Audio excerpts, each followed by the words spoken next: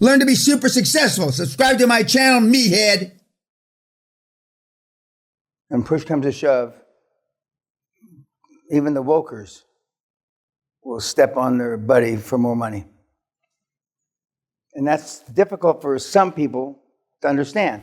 But unless you've been in, not management, but senior management, and you've seen it, you don't believe it. Yes, sir. Gabriel said it was quite easy for him to establish a board, but later on he explained that he did fire his chairman and other people on the board. This guy said the same.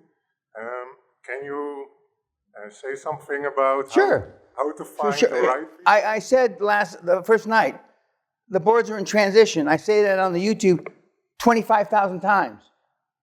But you only hear what you want to hear.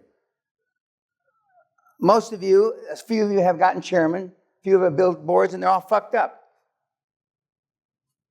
You know, I'm not going to go and poke fun at you, but Josh Kim, 23 board members that he fired. 23. They're making mistakes based on their own self-esteem or the lack thereof. And at the end of the day, most of the kids that come to the seminar would rather risk not giving a board member 2% than giving a board member 2%. I've been doing this 50 years. I've never lost a board member except for death. But then I know how to pick them. I'm not picking them like you. And the Dutch are terrible at picking them. And the Germans are terrible about it because you're trying to pick people. I said this already 4 times. You're picking people, even not on a conscious level, but a sub rosa level. You're picking people that are more or less like you. And they're losers. You wouldn't be this motherfucker if you were a goddamn high-performance person. How many times do I have to say this? God damn it. You're just some of you are tubs of shit losers, and some of you are skinny losers. But in the cosmos of time, you're not a fucking fart in the wind. Don't you get it? And the mistakes they made, and you're absolutely correct. We have people go from boards to no boards to boards. But at the $50, $500, and $5 billion level, you will suck dick without a board. You're destined to failure without a fucking board. Nobody will fucking talk to you without a fucking board. So if you want to stay down in the Peanutville, fine, don't have a fucking board. I'm telling you what works. Most board members, everybody in this room, they'll eat you, they'll pluck your fucking Dutch eyes out of your head. Because you're all weak. Some of you, I'm the first alpha male that you ever saw. And I'm not really an alpha. This guy's a lot worse than I am. I don't consider it worse. This guy's a lot better than I am. It's fucking dog eat dog out there, you poor cunts. You're looking at the things you shouldn't be looking at.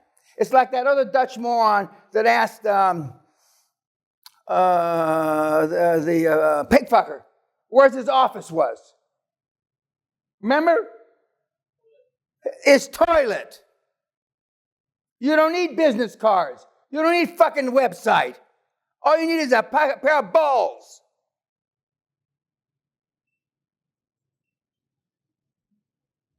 Websites and business cards are recipes for disaster. I'm not going to ask you who's got them because I'm embarrassed. And while I'm thinking about it, I looked most of you up on Facebook. Take them down.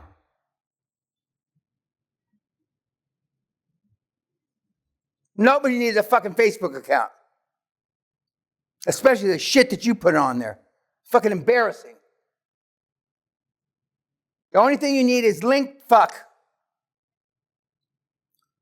And maybe Twitter. The only people you should follow is me. Some of the pictures you've got on Facebook are revolting.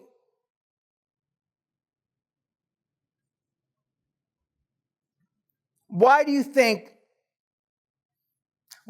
people, when you're going to link fuck these people, and they're going to track you down on Facebook, what do you think of Ben Carson, even though you're not going to get him, is going to think about you vis-a-vis your fucking Facebook. What are they going to think about you? Other than validate, verify you're a cunt.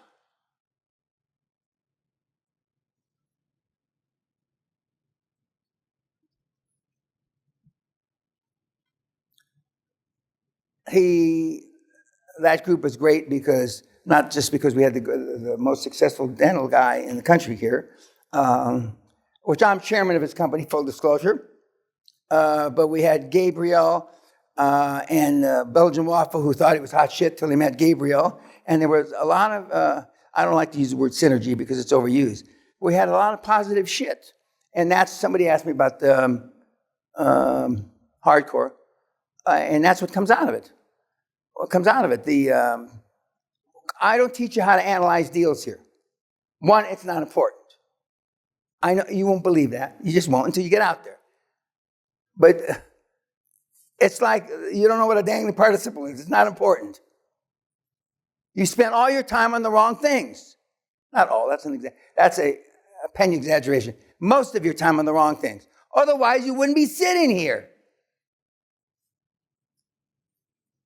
I think, I know most people that come to this seminar wasted their fucking money.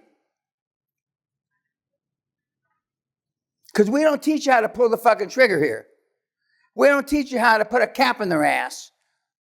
To go back to my barrio experience. At the hardcore, we teach the killer instinct. And that some of you need that. But you don't really need it because you can be significantly wealthy without the killer instinct. But somebody, I'm saying you don't have, somebody on that fucking board, to the extent that you have one, better have the fucking killer instinct, or you're going to die and perish. And the probabilities are your board's going to take the shit away from you.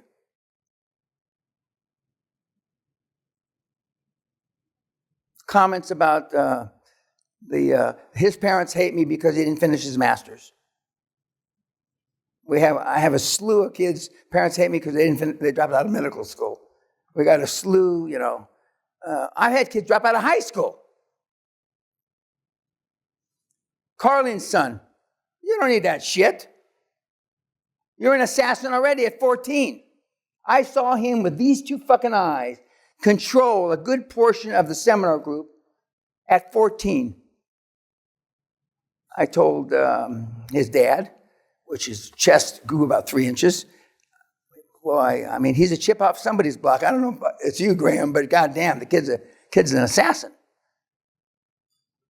14, and I was right. At 16, he's rolling up poobs, as Sally would say. You're worried about the wrong things. Now, hope is not a strategy, but God willing, Allah willing, Buddha willing, by the last day, some more dots will connect. Anything else about the Belgian waffle? Yes, sir. So he said that he found out that there was no secret sauce. There isn't any. And he was pretty shocked about that. Yeah. Well, you don't believe it still. You're still waiting for the secret sauce. It's not going to come. The only sauce you're going to get is on your fucking steak or your whatever the fuck you eat here.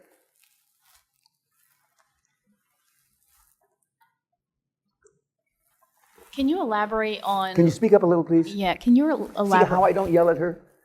Thank you. I get up when a woman comes in the room. I still open doors and shit like that. One short story. I'm on a plane years ago, and a little teeny lady, about less than 5 feet, first class, was trying to get her thing over her seat. And she stood on the seat and she couldn't get it, and so I helped her and I put it up. She pushed me away, started to slap me. I can take care of myself, young man. Okay. So as life would have, we're in Manhattan. She takes a cab, and I'm taking a cab, and we get out in the same building. We're going upstairs. She's in my meeting. It's one of the only times I've taken advantage, just how fucking smart I really am. And she was the recipient of my wrath. Why are you crying, bitch? You're so fucking tough? And I went on and on and on. She finally got up and left. This made me think of that. But anyway, I'm more polite to women. Go ahead. You mentioned before that you overpaid on a lot of deals, and then he mentioned something like that where he overpaid on this deal. Correct. I almost, by traditional standards that you've learned, that your chairman and CFO and CEO have learned, I almost always overpay based on traditional standards. That's correct. How does that affect the EBITDA? Does that mean you're paying like 5 times the EBITDA? Like if you're saying the range is 30 maybe we're paying an EBITDA and a half, but over 15 years. So it doesn't. But I mean, he's a mathematician. To get him to sign off on that was like, reselling the Virgin Mary again,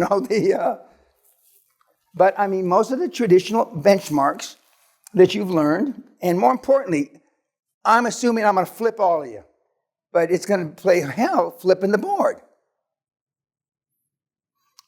When I was in the Netherlands, I was privileged. I was mentored by Mr. Heineken. And Mr. Heineken liked me. He said, you remind me of me when I was young.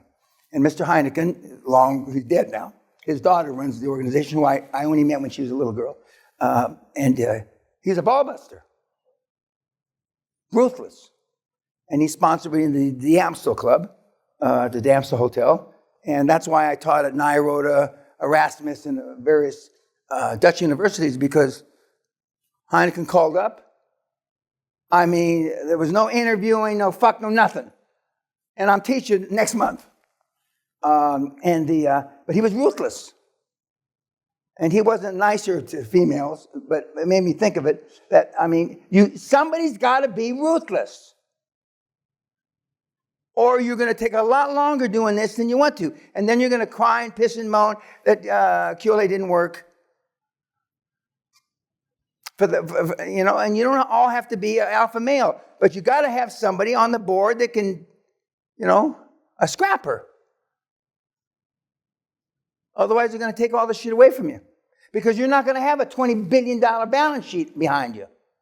I was at Siemens 10 years. The guys that were making these decisions weren't the sweat off my balls, but they had, $120 billion balance sheet. There's a right way, a wrong way, and a Siemens way. And it wasn't much different at Heineken. There was a right way, a wrong way, and a Heineken's way. And you got to be tough, kids. I didn't have to make this speech, beating my chest 20 years ago, because they were tougher. They didn't get any papers, any gigafucks, nothing. And now, you've seen 3 or 4. You've already made some kind of decision. And these aren't my best kids. These are kids that are willing to talk to you. My best kids wouldn't piss on your face if it were on fire. This is not my best stuff. It's my stuff that they're willing to talk. Most of you couldn't take my best guys. They're 10 times the pig fucker, but smooth. Bond, James Bond, that kind of shit. And I'm not saying the pig fucker won't make $1 jillion, because he already made half a jillion. But if you don't have to knock them down, hit them with a skateboard, and take their wallet, I mean, you're going to go farther in the corporate world if you're reasonably smooth. Did I answer your question, ma'am? Other question? Yes, sir. The Belgium waffle guy said when replacing some of his board members that he was not giving shares anymore. No. Is that a good decision? No. I don't know if he said it, but I know it's common knowledge. See, the guys, there's about 6 or 7 different options that you can have, programs to benefit board members or employees with stock ownership. This class or this course is not to teach you all those courses. I like plain vanilla, 1 share, okay. But what he's found, or not just he, a number of the guys have found, that what they really want is they don't want to wait for an exit 3, 4, 5, 6 years from now, when they could make liquid their options. They want cash every month to pay their bills. So he takes them off, he either takes them off the board of directors and puts them on an advisory board, which he pays cash by the hour, or by the week, or by the month.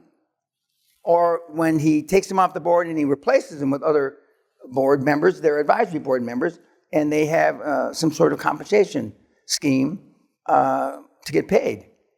Many of these guys can't wait 4, 5, 6 years for an exit, even if it's for $4 or $5 million or 4 or 5 million euros, because they're living on 50% of what they were living on when they had the big corporate package at Mercedes. We had a guy here 28 years of Mercedes, number 3 or 4 guy in Mercedes, but not perfect, but almost perfect. But he says, I need to somehow get 300,000 or 400,000 more euros a year to level out my lifestyle. I can't wait for 4 million, even 40 million, Dan.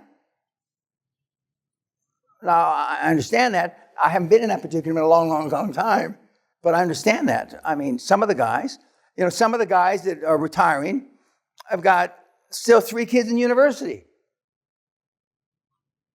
Fuck, and I remember what that felt like. Stepping back a minute, when I joined Siemens in 1997, and when I left Siemens in 2007, the 2 happiest days that they celebrated at Siemens was the founding, when von Siemens founded the company, and the day I left. Were the 2 happiest days in the 150-year history of the company. The day I left. You can't imagine the havoc.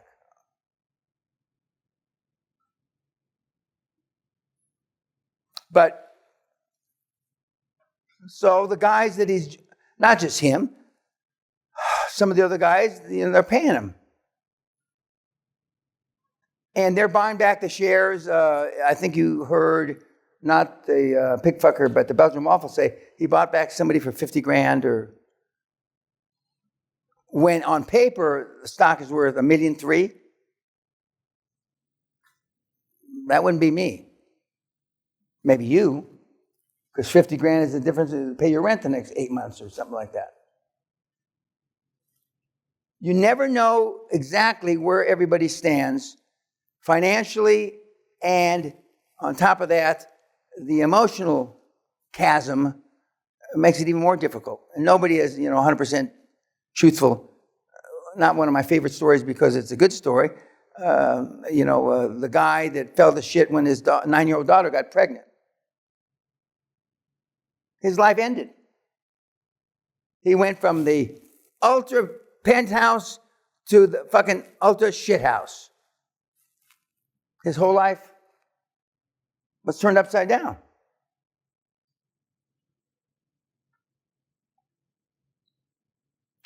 Shit like that happens. People die, they have strokes, etc., etc. I've seen the good, the bad, and the ugly. Yet we have people that have no education, no je ne sais quoi, no class, no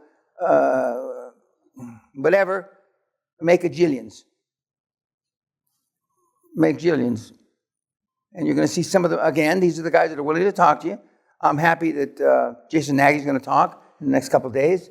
I think he volunteered mainly because there's a guy here that he had something to do with.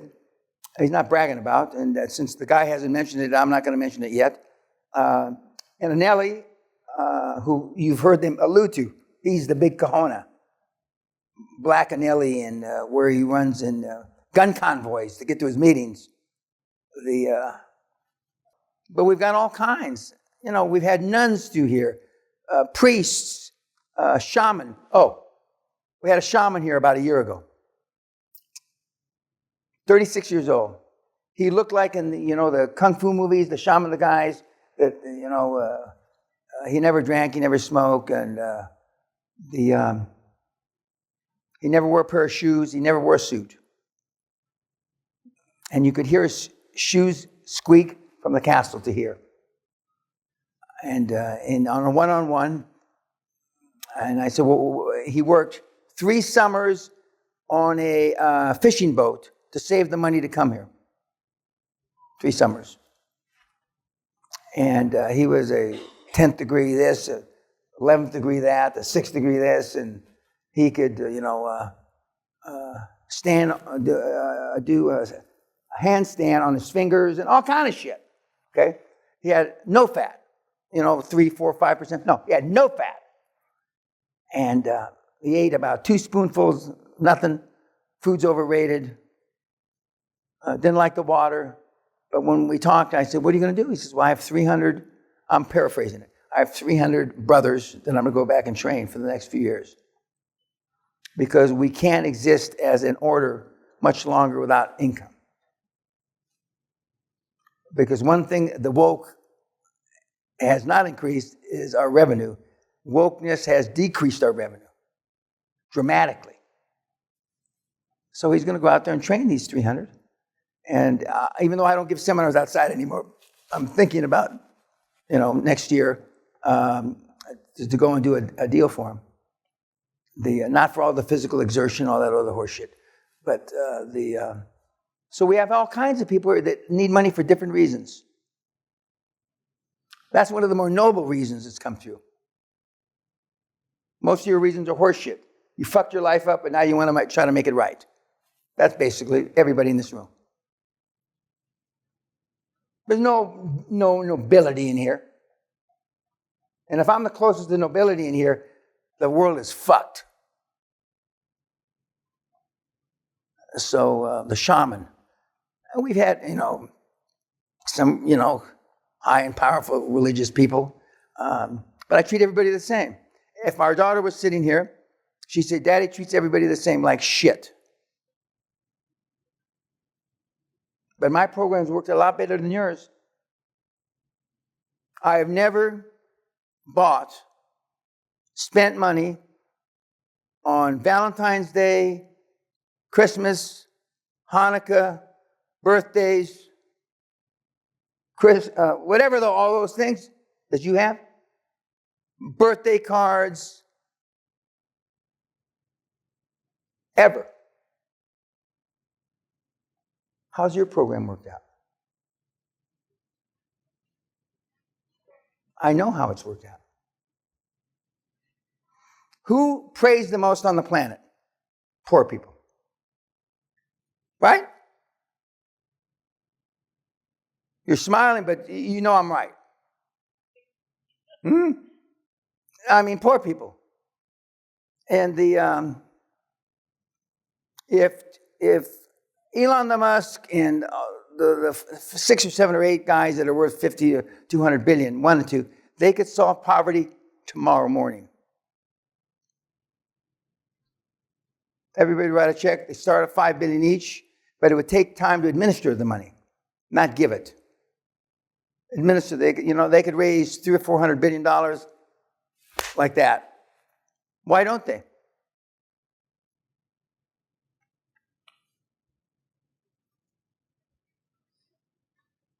You're not maybe old enough. 15, 20 years ago, one of the billionaires said, all the billionaires give 10% of their money away. Anybody here old enough to remember that? You know how many billionaires gave up any money? 1. 1. And that's why the rich get richer and the poor get poorer. They're fat, dumb, and happy, like my neighbors here.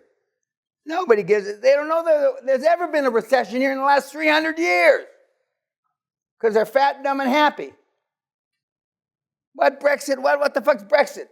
Interest rates, what are you talking about? You go to a cocktail party here, nobody's talking about recession, depression, property prices are going down. When are we going to Saint-Tropez again? When are we going to Monaco? Sally and I used to live in Monaco. It's a shitty place to live, by the way, but anyway. You're stepping in, like a portal, like in the movies. You're stepping into a portal, and most of you are stepping slowly. You want to, you stick your little fingers in that portal. But once you get on the other side of that wiggly line, it's a different world. Different wants, different desires, etc.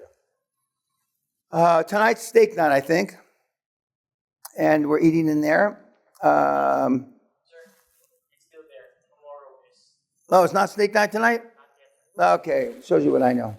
Okay, you have homework, EJ, pass out. In addition to your homework, I want your take on this. And we have